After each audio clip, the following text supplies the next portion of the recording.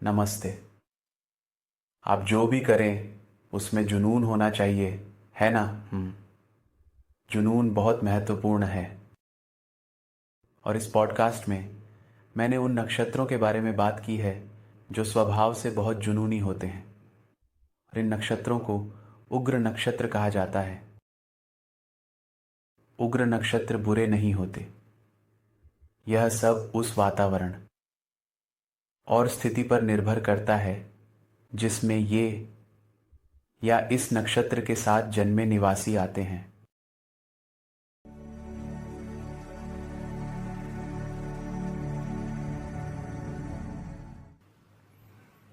तो समझने की कोशिश करें कि इस दुनिया में अच्छा या बुरा जैसा कुछ नहीं है। सब कुछ वास्तव में परिस्थितिजन्य है। सब कुछ वास्तव में परिस्थितिजन्य है। ऐसा कुछ नहीं है जिसे सही या गलत कहा जा सके। इसलिए महान सूफी संत रूमी कहते हैं कि मैं तुमसे वहाँ मिलूँगा जहाँ न तो सही है और न ही गलत। उस स्थान में, उस क्षेत्र में मैं तुमसे मिलूँगा तो सही और गलत जैसा कुछ नहीं है। यह सब स्थिति पर वास्तव में निर्भर करता है। वास्तव में कह सकते हैं कि और यही कारण है कि उग्र नक्षत्र बहुत कठिन स्थिति में होने पर अत्यधिक अच्छा कर सकते हैं, क्योंकि वे वापस लड़ सकते हैं। तो इस पॉडकास्ट में मैंने उग्र नक्षत्रों के बारे में अधिक बात की है। और फिर संत तुलसीदास की एक सुंदर कहानी है जो भगवान हनुमान और भगवान राम से व्यक्तिगत रूप से मिले। तो चलिए इस पॉडकास्ट की शुरुआत करते हैं। और मुझे यकीन है कि आप सभी उग्र नक्षत्रों के बारे में और अधिक जानेंगे और वे कैसे उपयोगी बन सकते हैं। तो चलिए शुरू करते हैं।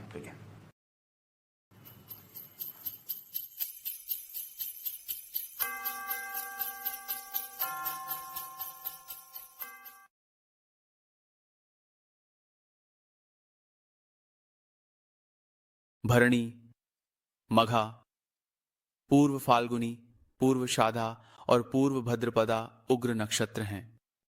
नक्षत्र विशिष्ट ऊर्जा है और प्रत्येक ऊर्जा की एक निश्चित प्रकृति होती है। कुछ ऊर्जा अर्थात नक्षत्र स्वभाव से कोमल होते हैं। कुछ नक्षत्र स्वभाव से तीखे होते हैं। कुछ स्वभाव से तेज होते हैं। कुछ स्वभाव से कोमल होते हैं। कुछ स्वभाव से गतिशील होते हैं। कुछ स्वभाव से स्थिर होते हैं। कुछ स्वभाव से मिश्रित होते हैं, जबकि कुछ स्वभाव से उग्र होते हैं। इस पॉडकास्ट में मैं उग्र नक्षत्रों अर्थात उग्र नक्षत्रों पर बात करने जा रहा हूं। संस्कृत में उग्र को उग्र कहा जाता है और इसलिए हमारी आकाशगंगा के सबसे उग्र उग्र नक्षत्र भरणी, मघा, पूर्व फाल्गुनी, पूर्व शाधा और पूर्व भद्रपदा के नक्षत्र हैं। दिलचस्प बात यह है कि इन 5 उग्र नक्षत्रों में से 3 नक्षत्रों पर शुक्र का शासन है। भरणी, पूर्व फाल्गुनी और पूर्व शाधा पर शुक्र का शासन है और ये तीनों उग्र नक्षत्रों की श्रेणी में आते हैं, जिसका अर्थ है उग्र नक्षत्र। मोहन ने पूछा, कैसे शुक्र द्वारा शासित नक्षत्रों को उग्र नक्षत्र कहा जाता है? मैंने मोहन के सवाल पर हंसते हुए कहा, वह हमेशा अच्छे सवाल पूछता है। मैंने कहा, जब आपकी प्रेमिका या पत्नी आपसे नाराज होती है तो क्या होता है? मोहन ने कहा, जब मेरी पत्नी मुझसे नाराज होती है तो वह बहुत हिंसक और आक्रामक हो जाती है और मुझे मार भी सकती है। जब भी वह मुझसे नाराज और गुस्से में होती है, वह दुर्गा का अवतार ले लेती है, जो उग्र देवी हैं जिन्होंने असुरों का वध किया। मैंने कहा, मोहन, शुक्र आपकी पत्नी की तरह है। शुक्र स्त्री शक्ति का प्रतिनिधित्व करता है और जब भी किसी महिला के साथ समाज द्वारा अन्याय होता है, जब भी कोई महिला के साथ धोखा करता है जब भी कोई महिला के साथ बुरा व्यवहार करता है, वह दुर्गा का अवतार धारण कर लेती है और फिर उसका गुस्सा पूरे ब्रह्मांड को जला सकता है। ऐसी है शुक्र की प्रकृति कि अगर यह प्रेम में है तो यह बहुत नरम और कोमल होता है, और अगर इसे अन्याय किया जाए तो यह अपना उग्र अवतार दिखा सकता है। मोहन ने कहा, अब मैं समझ गया हूं कि क्यों शुक्र के तीनों नक्षत्रों को प्राचीन ऋषियों द्वारा उग्र हिंसक कहा जाता है, क्योंकि एक महिला समाज द्वारा अन्याय किए जाने पर उग्र हो सकती है। और इसलिए यह नहीं है कि शुक्र के इन तीनों नक्षत्रों में जन्मे पुरुष और महिलाएं हमेशा उग्र या हिंसक होते हैं। यह केवल तब होता है जब उन्हें समाज द्वारा अन्याय किया जाता है कि उनकी निष्क्रिय उग्र प्रकृति सक्रिय हो जाती है और फिर कोई उन्हें रोक नहीं सकता। तब वे प्रतिशोधी हो जाते हैं, और वे केवल तब रुकते हैं जब वे अपने प्रतिशोध को पूरा कर लेते हैं। यदि कोई ग्रह उग्र या हिंसक नक्षत्र में आता है तो वह जंगली और उग्र हो जाता है। यदि चंद्रमा भरणी, पूर्व फाल्गुनी, पूर्व श्रवण या पूर्व भाद्रपद में है तो यह संकेत है कि जातक अन्याय होने पर उग्र हो सकता है। इसलिए उग्र नक्षत्र में चंद्रमा वाले लोग आमतौर पर अन्याय सहन नहीं करेंगे और समाज के बड़े हित के लिए विद्रोह करेंगे। कई स्वतंत्रता सेनानी उग्र नक्षत्रों में चंद्रमा के साथ जन्म लेते हैं।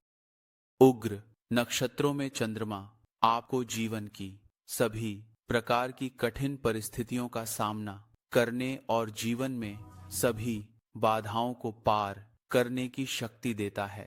यदि कोई पुरुष या महिला उग्र नक्षत्र में चंद्रमा के साथ जन्म लेता है तो ऐसा व्यक्ति निश्चित रूप से अपना रास्ता बनाएगा, चाहे यात्रा कितनी भी कठिन क्यों न हो।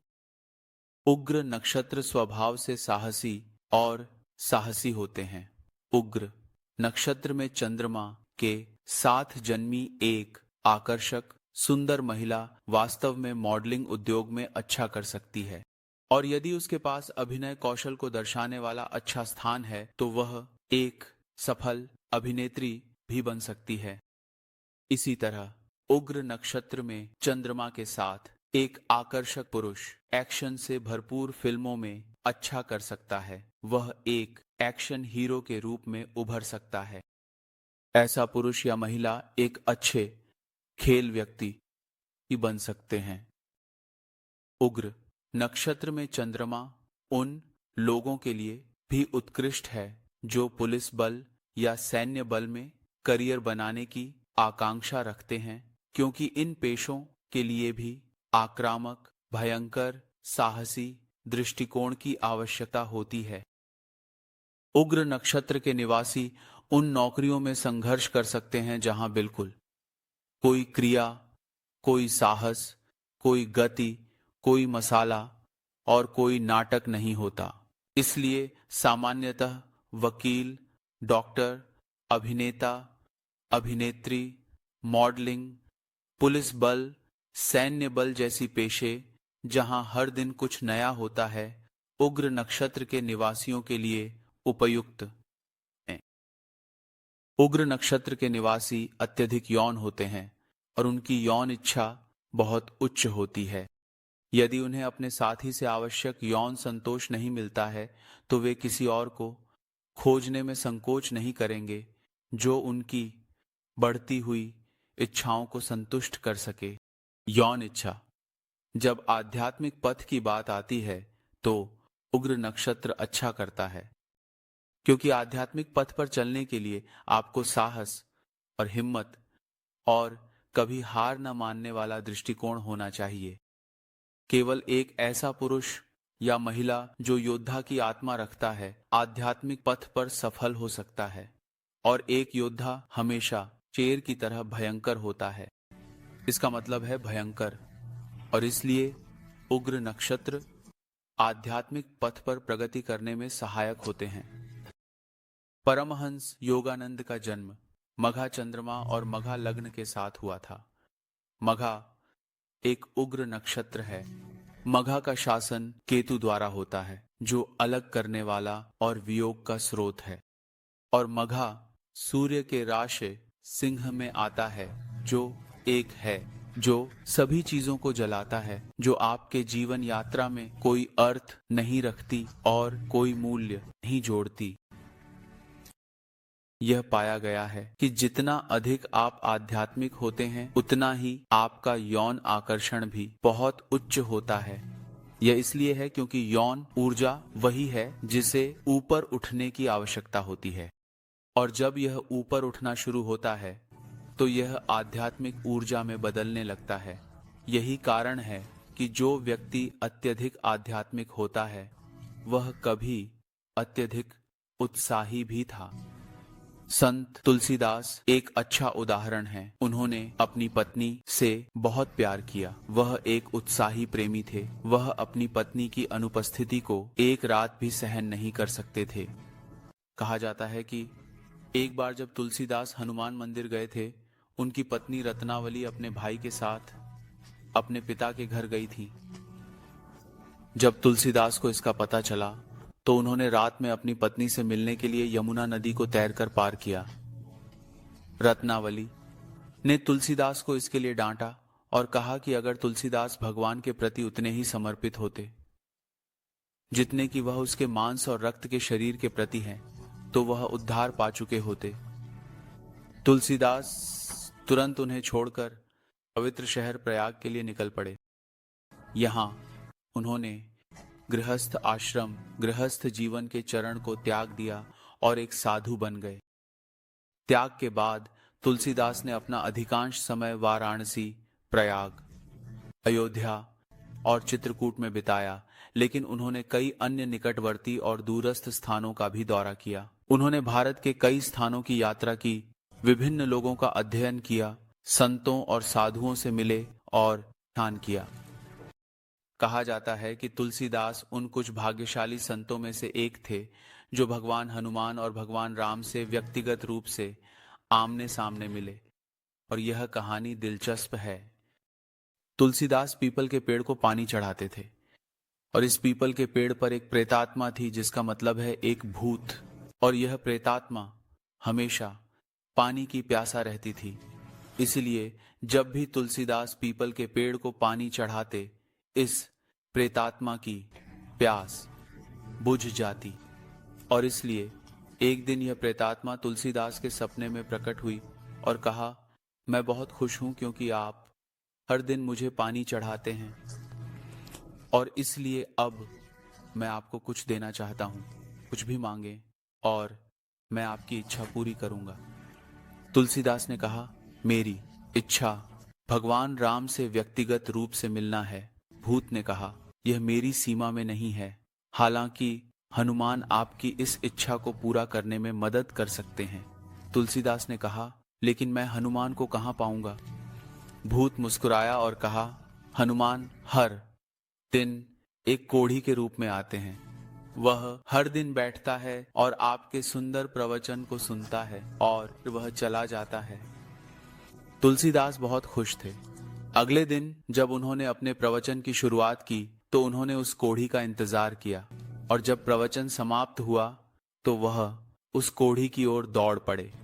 कोढ़ी तेजी से जंगल की ओर चलने लगा, लेकिन तुलसीदास उसके पीछे दौड़ पड़े। उसके पैरों से खून बहने लगा, क्योंकि रास्ता कांटों और तेज पत्थरों से भरा हुआ था। लेकिन वह कोढ़ी का पीछा करता रहा और अंततः उसे पकड़ लिया और उसके सामने झुक गया और कहा, मैं जानता हूं कि आप भगवान हनुमान हैं। कृपया मुझे आपका असली अवतार दिखाइए। कोढ़ी मुस्कुराया और भगवान हनुमान के अपने असली रूप में प्रकट हुआ। तुलसीदास अपने भावनाओं को नियंत्रित नहीं कर सके। वह खुशी के मारे रोने लगे। वह खुशी से नाचने लगे। वह अपने जीवन के इस सबसे बड़े क्षण से इतने प्रभावित हुए कि वह समझ नहीं पाए कि आगे क्या करें। भगवान हनुमान ने उसे छुआ और तुलसीदास शांत हो गए। फिर उन्होंने पूछा, आपकी इच्छा क्या है तुलसीदास? तुलसीदास ने कहा, अब जब मैं आपसे मिला हूं, मैं भगवान राम से व्यक्तिगत रूप से मिलना चाहता हूं। हनुमान मुस्कुराए और कहा, इसके लिए आपको चित्रकूट की यात्रा करनी होगी। तुलसीदास चित्रकूट धाम की यात्रा पर गए और कई नो बाद भगवान राम उनके सामने एक छोटे बच्चे के रूप में प्रकट हुए। हनुमान ने तुलसीदास को संकेत दिया कि वह छोटा बच्चा भगवान राम थे और कहा जाता है कि बच्चे ने तुलसीदास के माथे पर और अपने माथे पर चंदन का लेप लगाया और फिर गायब हो गए। तो आप देखिए, एक उत्साही पति जिसने अपनी पत्नी से अत्यधिक प्रेम किया, भगवान राम का सबसे समर्पित शिष्य बन गया और 15वीं सदी का प्रसिद्ध संत बन गया। तो जुनून कुछ इतना सुंदर, इतना आध्यात्मिक में बदल सकता है। तो उग्र नक्षत्र के निवासी बुरे नहीं होते, सिर्फ यह दर्शाता है कि उनमें बहुत आग है, उनमें बहुत जुनून होता है और उनके जन्म पत्रिका की गुणवत्ता और आध्यात्मिकता की ओर झुकाव के आधार पर वे संत तुलसीदास की तरह सुंदर व्यक्ति में बदल सकते हैं। आज के लिए इतना ही। कल मैं तीक्ष्ण नक्षत्रों पर बात करूंगा। जय श्री गणेश, जय गुरु।